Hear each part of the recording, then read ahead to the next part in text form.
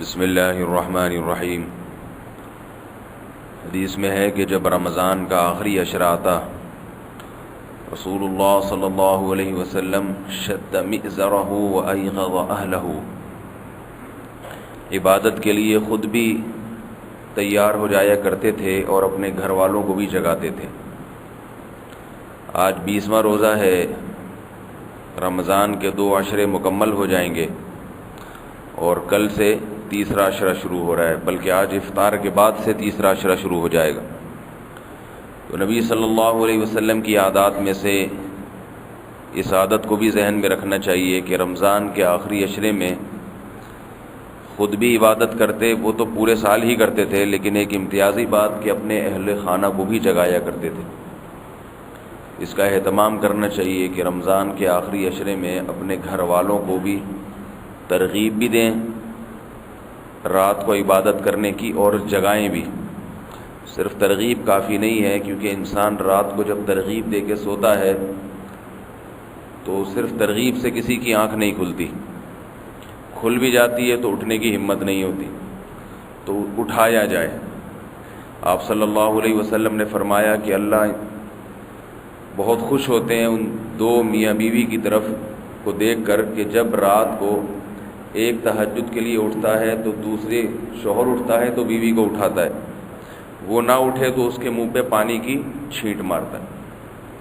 اور اگر بیوی نیک ہے وہ اٹھتی ہے، شوہر نہیں اٹھتا تو زوجہ اپنے شوہر کو اٹھاتی ہے، وہ نہیں اٹھتا تو اس پہ پانی کی چھینٹ مارتی ہے۔ لیکن یہ چھینٹوں والا حساب اس وقت کریں جب میاں بیوی کے تعلقات بہت اچھے ہوں، ورنہ آپ نے اگر چھینٹ ماری تو کوئی ذمہ داری نہیں ہے، سامنے میں سے وہ کچھ بھی مار سکتی ہے، کوئی بھی چیز ہاتھ میں آ گئی اٹھا کے آپ کو مار دے گی، پھر آپ کہیں گے ہم نے تو نبی کی سنت زندہ کی اور نتیجے میں یہ کیا ہوا، پھر لڑائی جھگڑا شروع ہو جائے گا۔ پھر وہ تو اگر بہت اچھے تعلقات ہیں، محبت والا حساب کتاب چل رہا ہے تو چھینٹیں مار دیں، ٹھیک ہے، اور اگر اتنا اچھا نہیں چل رہا تو بس زبانی ترغیب پہ ایک دفعہ اٹھا دیں، اور اتنا بھی نہیں ہے تو رات کو ترغیب دے دیں کہ بھئی ہمت ہو تو ذرا تھوڑی سی تہجد کا اہتمام کر لینا، سونا کم، نماز میں زیادہ دل لگانا۔ مرد حضرات کو چاہیے کہ گھر والوں پر کام کا بوجھ رمضان میں ہلکا رکھیں، ان سے کہیں یہ کھانے پینے کا مہینہ نہیں ہے، عبادت کا مہینہ ہے۔ خواتین کام میں جٹی رہتی ہیں، صبح سے سحری بنانا شروع کریں گی، اس میں ساری چیزیں ہونی چاہیے، کوئی چیز کم رہ گئی تو آدمی کو غصہ آ جاتا ہے۔ افطاری میں پھر کوئی چیز کم نہیں ہونی چاہیے، تو تھوڑا سا ہاتھ ہلکا رکھیں، بولے بھائی عبادت میں زیادہ دل لگاؤ، سحری کا کوئی مسئلہ نہیں ہے، کھجور کھا کے بھی روزہ رکھ لیں گے۔ تھوڑے سے دن رہ گئے جہاں 20 دن گزار لیے، اور اللہ رمضان میں دکھا دیتے ہیں کہ کتنا تھوڑا کھا کے بھی تم کتنے اچھے زندہ رہ سکتے ہو،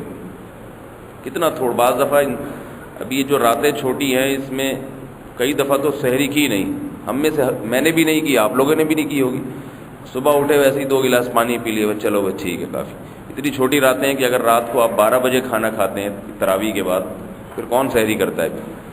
بعض لوگوں کو اللہ نے خصوصی کمال دیا ہے کہ وہ رات کو 2 پراٹھے کھا کے سوتے ہیں 12 بجے، پھر صبح اٹھ کے 4 پراٹھے کھاتے ہیں، لیکن ایسے کم ہی ہوتے ہیں۔ تو ایک تو یعنی تھوڑے 2-4 کھجوریں کھا پے کے بھی گزار۔ آج بھی سحری میں نے میرا خیال ہے 2 یا 3 کھجوریں کھائی ہوں گی، آپ میں سے بھی بہت سے ایسے ہوں گے جنہوں نے 2 یا 3 کھجوریں کھائی ہوں گی، تو گزارا ہو جاتا ہے انسان کا۔ اللہ بتا دیتے ہیں کہ یہ جو تم پورے سال کھاتے رہتے ہو نا، اتنا تمہارے لیے ضروری نہیں ہے۔ 2 کھجوریں بھی سارا دن کے لیے انسان کو چلا دیتی ہیں۔ تو گھر والوں پر کام کا بوجھ ہلکا رکھیں، بیوی بچوں پہ ان سے کہیں بھئی عبادت میں زیادہ دل لگاؤ، تھوڑا ہم بھی گزارا کر لیں گے، کوئی بات نہیں، اگر دسترخوان پہ کم چیزیں نظر آ گئیں کوئی ایسا مسئلہ نہیں۔ قربانی جب انسان دیتا ہے تو پھر سامنے والے کو احساس ہوتا ہے کہ واقعی یہ دل سے ترغیب دے رہا ہے، اگر یہ دل سے ترغیب نہ دیتا تو یہ قربانی نہ دیتا۔ تو اپنے کھانے پینے کی تھوڑی سی کمی کر لیں گے تو گھر والوں کو بھی احساس ہوگا بھئی یہ دل سے چاہتے ہیں کہ ہم عبادت میں وقت لگائیں، صرف زبانی کلامی کی نصیحت نہیں۔ تو یہ نبی صلی اللہ علیہ وسلم کی سنت ہے کہ آخری عشرے میں اپنے گھر والوں کو بھی عبادت میں لگانا، خاص طور پہ رات کے وقت۔ آج کل راتیں چھوٹی ہیں، سحری کے وقت میں تراویح میں دیر ہو جاتی ہے، اس کے بعد کھانا کھانے والے لوگ کھانا کھاتے ہیں، پھر سونے کا تھوڑا ہی ٹائم بچتا ہے، بہت تھوڑا ہی سا ٹائم ملتا ہے عبادت کے لیے اگر کوئی کرنا چاہے۔ اس میں کچھ نہ ہو سکے کم سے کم تہجد کی 8 رکعتیں ہوتی ہیں، وہ نہ ہو سکیں 4 پڑھ لیں، وہ بھی نہیں ہو سکتی تو کم از کم 2 رکعتیں پڑھ لیں۔ 2 رکعت بھی اگر کسی نے تہجد کی پڑھ لی تو تہجد پڑھنے والوں میں اس کا شمار بہرحال ہو جائے گا۔ تو پورا ضائع نہ کریں راتوں کو کہ ساری رات سوتے میں گزر جائے، یہ پھر بڑی محرومی کی بات ہے، کیونکہ یہ جو رمضان کا آخری عشرہ ہے، رمضان کی راتوں جیسی کوئی رات نہیں ہے، کوئی رات نہیں ہے، کسی رات کی اتنی فضیلت نہیں جتنی رمضان کی راتوں کی ہے۔ پھر رمضان کے آخری عشرے کی راتوں جیسی راتیں پورے رمضان میں بھی نہیں ہیں، تو یہ پورے سال جو ہے پھر یہ وقت نہیں آئے گا۔ کسی شاعر نے کہا ہے نا، تمتع من شمیم عرار نجد فما بعد العشیۃ من عراری، کہ عرار ایک بوٹی ہے، اس کی خوشبو سے رات کو فائدہ اٹھا لو، کیونکہ صبح ہوتے ہی اس کی خوشبو ختم ہو جاتی ہے۔ رات کی رانی ہمارے یہاں جیسے ہوتی ہے۔ تو اب یہ تھوڑے سے دن رہ گئے ہیں، ماشاءاللہ آپ لوگوں نے ہمت کی، اتنے لوگ فجر کی نماز پڑھنے آئے، یہ اللہ تعالیٰ نے توفیق دی، ہمت دی، تو انہی لوگوں سے ہم بات کر سکتے ہیں جو گھروں میں پڑے سو رہے ہیں، روزہ ہی نہیں رکھا انہوں نے، یا رکھا مگر سحری کھا کے سو گئے، وہ تو نہ کوئی ترغیب ان پہ اثر کرے گی اور نہ وہ کسی کی ترغیب سنیں گے۔ وہ فرض پڑھنے کے لیے تیار نہیں تو ان سے نوافل کی، تہجد کی بات کیا کی جائے۔ اللہ نے ہمیں توفیق دی نماز کے لیے آنے کی، تو اللہ سے اور توفیق مانگنی چاہیے کہ اللہ جب اتنی توفیق ہے تھوڑی سی مزید ہمت کی توفیق عطا فرما دے۔ اللہ تعالیٰ سمجھنے کی، عمل کی توفیق عطا فرمائے۔